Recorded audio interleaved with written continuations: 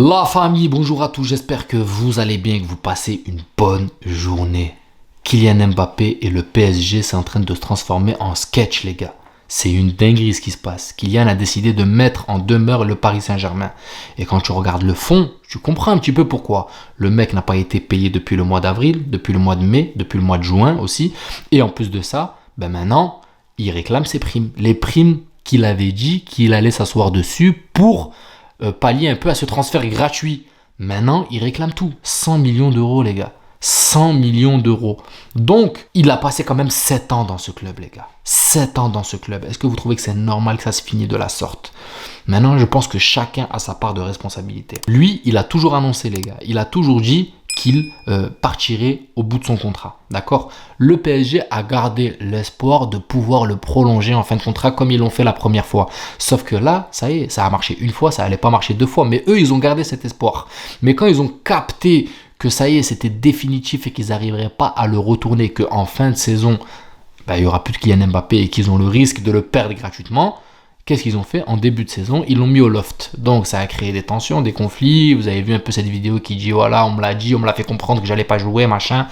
Donc pour essayer de trouver une entente et de faire bonne figure un peu devant la presse, devant les caméras et tout, il y a eu une entente entre Kylian Mbappé et le PSG, comme quoi il allait s'asseoir sur des primes pour pouvoir rentabiliser son départ gratuit. D'accord? Donc là, il y a eu cette entente, il a été réintégré dans le club et tout. Ensuite, s'en vient à cette fameuse vidéo où il annonce clairement, officiellement qu'il quitte le club parce que je pense que le Paris Saint-Germain avait peut-être encore espoir de le garder. Et en fait, avec cette vidéo, ça a clairement cassé les mythes, cassé voilà, tout espoir et ça a officialisé la fin en fait de la fin de l'histoire de Kylian Mbappé au Paris Saint-Germain.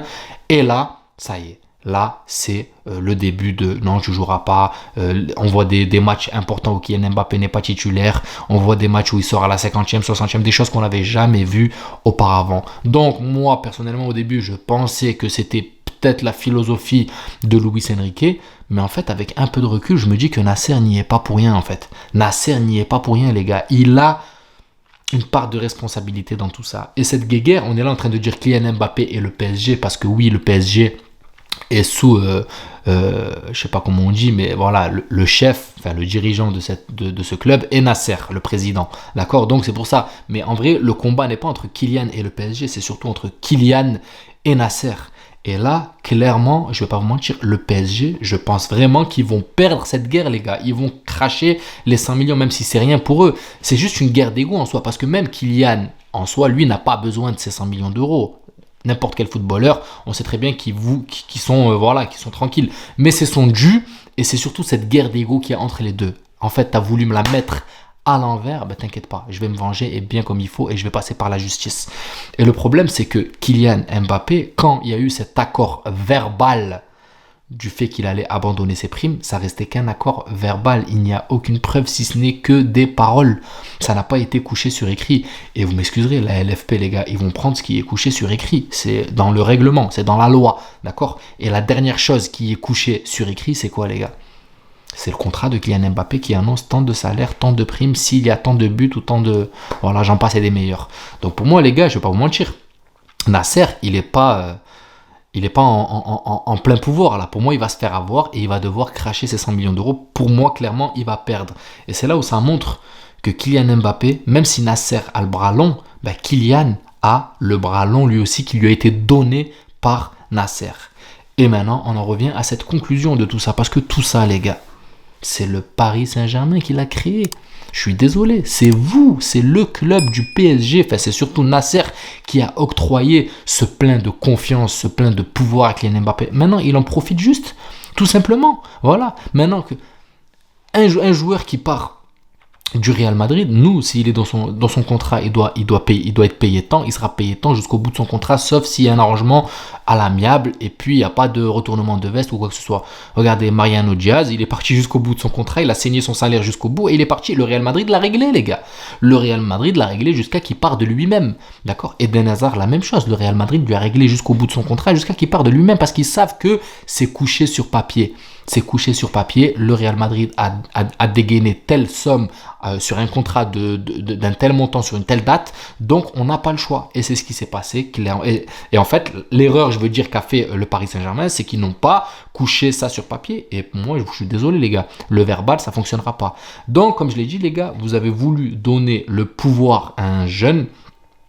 Vous lui en avez appris beaucoup et maintenant vous prenez le retour de flamme, le retour de bâton. Donc il va falloir assumer, tout simplement. Maintenant, je ne vais pas vous mentir les gars, mettez-vous à la place de Kylian et on essaye de se mettre dans les deux prismes, d'accord? Je suis Kylian, je suis là, ok, j'ai cet accord et tout le bordel et je vois quand même que mon président, il me fait des dingueries. T'es là, tu vois que ton président, il te pique, il t'envoie des dingueries, tu vois, tu sens qu'il te chahute, mais par derrière, il peut pas te le faire en face parce qu'il a peur quand même, lui, il veut récupérer quand même cette prime. Mais il chahute par le biais du coach et tout, et tu le vois. Tu vas laisser faire, tu vas dire, vas-y, c'est bon, c'est pas grave. Ben non, frère, moi je comprends qu'au bout d'un moment, t'as voulu me la mettre à l'envers. Ben t'inquiète pas, frère, je suis là et tu vas avoir le retour de bâton et voilà ce que je vais te faire, voilà ce que je vais te faire. Et en fait, maintenant que ça y est, tout a été officiel et tout, et il a vu que ça continuait à parler derrière son dos et tout, ben maintenant c'est clair et net, ok, vous voulez pas me payer. Parce que je pense que si le Paris Saint-Germain lui aurait réglé son mois de mai, son mois de juin et son mois d'avril, il n'aurait pas eu à aller gratter les primes et tout. Mais en fait, le fait que le Paris Saint-Germain ne paye pas le mois d'avril, le mois de mai, le mois de juin, en fait, ça a montré qu'ils sont dans des mauvaises intentions. Il a dit, ok, vous voulez me la mettre à l'envers, ben vous inquiétez pas, je vais répondre et vous allez voir comment je vais répondre. Et c'est ça, la mise en demeure de Kylian pour le Paris Saint-Germain. Donc d'un côté, je le comprends. Maintenant, quand on prend le côté Paris Saint-Germain, quand on essaie de comprendre la justification qui est dite dans les médias, il se dit que le Paris Saint-Germain a arrêté de payer Kylian Mbappé car ils ont eu des signaux comme quoi il n'allait pas tenir son engagement verbal. Mais et alors, c'est dans quel droit en fait? Ok, tu as eu un engagement verbal, dans ce cas-là, tu viens, tu contactes Kylian, tu viens, tu couches tout sur écrit, et puis c'est réglé. Donc je comprends pas en fait comment la chose a pu être...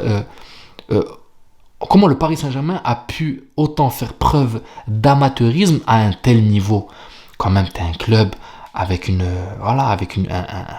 une gestion quand même derrière tout ça. Tu as des mecs qui sont là, qui gèrent tout ce qui est RH et tout, m'excuserez.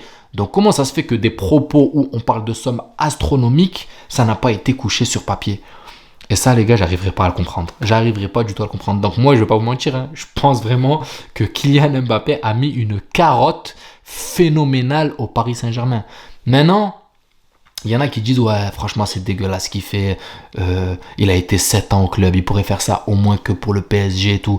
Mais je pense que moi, clairement, Kylian, il en veut pas au club. Hein. Il en veut pas au PSG en lui-même. Il a vraiment un souci que avec Nasser. C'est un combat personnel, les gars. Franchement, c'est un combat personnel, ça n'a rien à voir, c'est du business, c'est personnel, c'est envers Nasser Al-Khelaifi qui il attaque malheureusement le Paris Saint-Germain. Parce qu'il sait que c'est lui qui va payer, c'est l'État derrière qui va payer, ça ne va pas impacter les finances, on va dire, du club. Parce qu'il sait très bien que derrière, avec toutes les magouilles, tout ce qui se passe, ils pourront se relever. Voilà. Et ils savent très bien que les 100 millions, ils vont les arroser et que ça ne va pas faire un trou dans les coffres du Paris Saint-Germain, vous le savez les gars.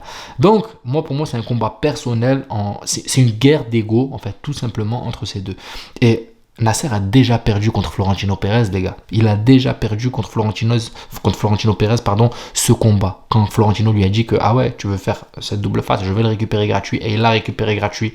Et maintenant, il va perdre un deuxième combat contre Kylian. Maintenant, où va les mener l'ego? Telle est la question. Ça reste mon point de vue. Peut-être que je me trompe. Ça reste que mon prisme à moi, ma façon de voir les choses. Je peux me tromper. Vous pouvez me dire ce que vous en pensez dans les commentaires. Ça reste que mon point de vue. Moi, personnellement, je trouve que Kylian a raison de demander son dû. Et je dis pas ça parce que c'est un joueur qui va arriver du Real Madrid. Mais d'un côté aussi, je comprends les supporters du PSG qui peuvent penser que ce qu'il fait, c'est dégueulasse parce qu'il a quand même passé, c'est le club de son cœur, enfin, c'est le club où il a passé 7 ans et que voilà, c'est là où il a grandi et tout. Et que c'est dégueulasse de faire ça. Mais dites-vous que c'est pas par rapport au PSG, c'est surtout par rapport à Nasser. Après, il y en a qui vont dire, ouais, mais Nasser, c'est le PSG et tout. Ça, après, c'est vous qui voyez. Donc voilà, j'espère que la vidéo vous plaira. N'hésitez pas à vous abonner, à liker, ça donnera beaucoup de force à la chaîne. Et je vous dis à la prochaine vidéo et prenez soin de vous. Ciao la famille.